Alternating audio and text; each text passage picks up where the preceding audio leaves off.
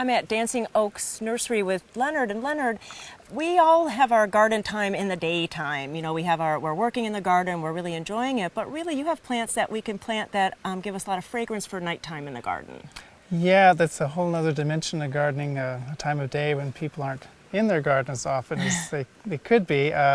There's plants that perk up that are kind of during the day. They maybe fade to the background, not so showy, but in the evening they're wanting to attract night pollinators, moths, and some bats, but what we're talking about is our moth pollinated.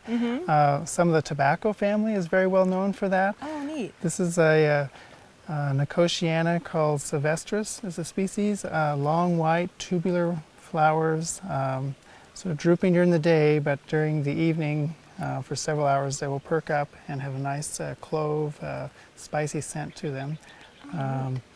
And then there's others in that same family. Nicotiana alata has larger flowers, but the same habit of being fragrant at night and not as beautiful during the day. And you were saying that special moth, the sphinx moth, pollinates this one, and if you can talk about that a minute. Yeah, it's a beautiful moth that moves very fast, like a hummingbird, kind of unlike what you would think of a moth that's sort of fluttering around like a hummingbird.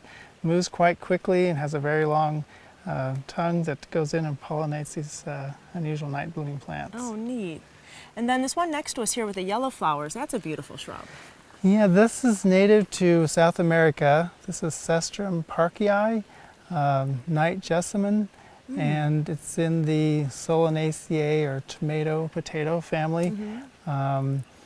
And it is not fragrant during the day, but the flowers are open and presentable during the day, but then in the evening it has a very sweet sort of Easter candy smell to my nose. And it's deer resistant, drought tolerant. It is herbaceous, so it will freeze back to the ground all the way in the wintertime, and then get about 4 or 5 feet of growth during the summer. In one season, wow, that's beautiful.